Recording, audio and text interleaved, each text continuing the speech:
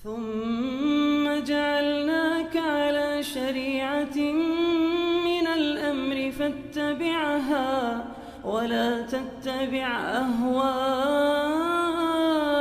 الذين لا يعلمون. Bagaimana dengan orang yang menyandang gelar Habib? Apakah mereka betul-betul Ahlul Bait? Habib itu gelar baru. Tidak ada sebelumnya gelar Habib-Habib itu. Ya.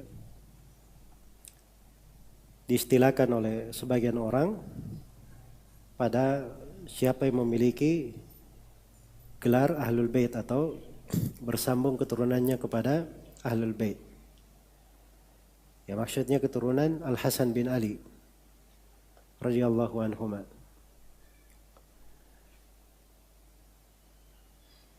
Tapi dari penggunaan belakangan Habib lebih luas lagi. Semua orang yang pakai imamah ya bisa bergaya-gaya sedikit dipanggil Habib juga. Jelas ya? Tapi kalau pertanyaannya apakah mereka betul Ahlul Bait? Ini terkait dengan nasab orang. Ya kalau dia ada nasabnya, ya dilihat saja nasabnya bersambung kepada Ahlul Bait atau tidak. Dan itu pembahasannya di ilmu nasab. Dan jangan mengatakan bukan dari keturunan Nabi misalnya, kalau dia mengaku dirinya Ahlul Bait dan ada nasab yang diduga ke sana, tidak boleh seorang menafikan kecuali dengan ilmu. Dan tidak boleh seorang mencela nasab orang. Sebab itu dari perkara jahiliyah. Iya. Tapi Ahlul Bait itu yang dihormati adalah mereka yang sesuai dengan sunnah Rasulullah sallallahu alaihi wasallam. Adapun kalau menyelisih sunnah, menyelisih petunjuk Nabi, apalagi mengajak untuk berbuat kesyirikan, ya, maka itu bukan dari Ahlul Bait. Bukan dari Ahlul Bait. Terhadap anak Nabi Nuh alaihi salam, Allah berfirman kepada Nabi Nuh, "Innahu laysa min ahlik." Sungguhnya dia bukan dari keluargamu.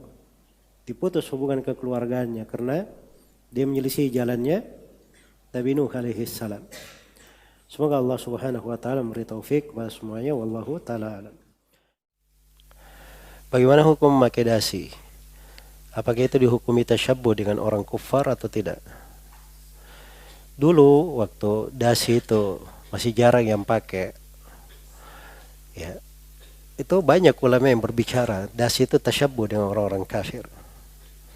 Jelas ya? Tapi setelah dasi itu berada di mana-mana, di negeri-negeri Islam juga, orang memakai dasi, di acara-acara resmi mereka pakai dasi. Ya, itu sudah jarang ada ulama yang berkata itu masuk dalam hukum tasyabbuh. Yang ada fatwa tentang tasyabbuh itu sudah belasan tahun atau puluhan tahun yang lalu. Jelas ya? Sedangkan hukum tasyabbuh itu dilihat pada dua hal. Yang pertama dilihat pada syiar agama, dan dasi itu bukan syiar agama. Terus yang kedua, kebiasaan khusus di masyarakat kafir.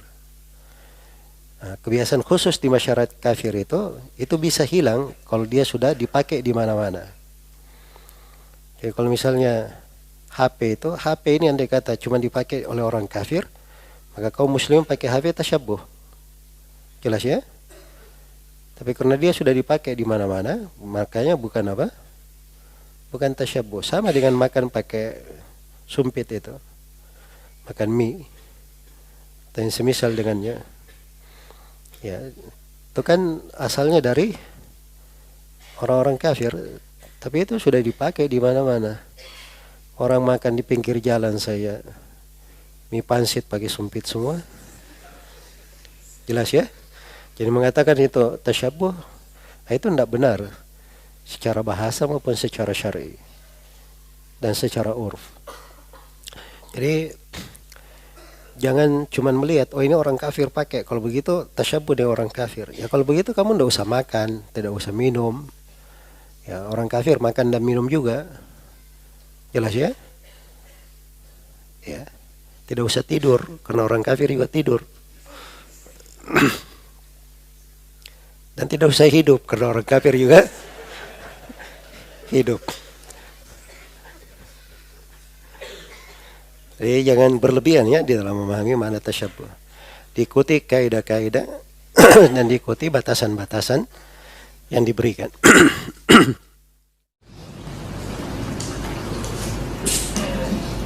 Di antara seluruh nama-nama Allah Subhanahu wa taala yang husna, nama-nama apa saja yang diperkecualikan bagi makhluk untuk bernama dengannya? Kita sudah terangkan tadi ya, pertanyaannya di antara Asmaul Husna, nama-nama apa saja yang diperkecualikan untuk makhluk tidak boleh dipakai. Kan kita sudah sebutkan kaidahnya. Di antara Asmaul Husna dan sifat-sifat Allah, ada yang khusus bagi Allah dan ada yang juga dinamakan dan disifatkan dengannya makhluk. Kan begitu. Yang khusus bagi Allah itu tidak boleh dinamakan dengannya makhluk. Seperti nama Allah, seperti nama Ar-Rahman. Itu nama khusus bagi Allah Subhanahu wa ta'ala. Ya, tidak boleh disifatkan makhluk dengannya. Tidak boleh ada makhluk yang bernama Allah. Ya. Atau dikatakan makhluk memiliki sifat uluhiyah. Ya, itu memasukkannya ke dalam kekufuran, kesyirikan. Jelas ya? Baik. Karena itu pembagian sudah diterangkan. Nah, ini sudah kita kaji ya di pembahasan Kitabut Tauhid terkait dengan nama Al-Hakam itu kemarin. Iya. Abu Shuraih ketika beliau menjadi qadhi di tengah kaumnya, orang-orang menyebutkannya dengan nama Abul Hakam, maka Nabi ganti namanya. Iya. Nabi tanya, siapa nama anak-anakmu? Yang paling tuanya siapa? Shuraih. Kalau begitu kamu Abu Shuraih. Padahal Al-Hakam itu boleh makhluk bernama dengan Al-Hakam. Iya, karena itu ada di antara sahabat yang namanya Al-Hakam. Tapi kenapa Abu Shuraih tidak boleh pakai Abul Hakam? Nah, karena sebab penamaan itu ada sifat khusus bagi Allah di situ. Disebut penamaannya. Karena Abu Shuraih ini dia adalah hakim. Orang-orang kalau berselisih di tengah kaumnya, orang datang kepadanya memutuskan masalah. Akhirnya kaumnya menamai dia siapa? Abul Hakam. Dari alasan penamaan itu hal khusus bagi Allah. Jelas ya? Makanya dia tidak boleh pakai nama itu. Walaupun Al-Hakam itu sendiri boleh. Karena itu rinciannya ada 3 sebenarnya. Yang pertama, ada nama khusus bagi Allah, tidak boleh bernama dengannya. Yaitu seperti Allah Ar-Rahman. Kemudian yang kedua ada nama, yaitu boleh makhluk bernama dengannya. Jelas ya? Seperti Rahim, Aziz, itu boleh. Ya. Kemudian yang ketiga, ada yang sebenarnya boleh, tetapi dia memaksudkannya pada hal yang khusus. Dipakai untuk hal yang khusus. Jadi yang boleh ini tadi, itu bisa menjadi tidak boleh kalau maksud penamaannya perkara khusus bagi Allah. Kalau maksud penamaannya perkara khusus bagi Allah. Baik. Ini sudah berlalu ya di Kitabut Tauhid. Diulangi lagi pelajarannya.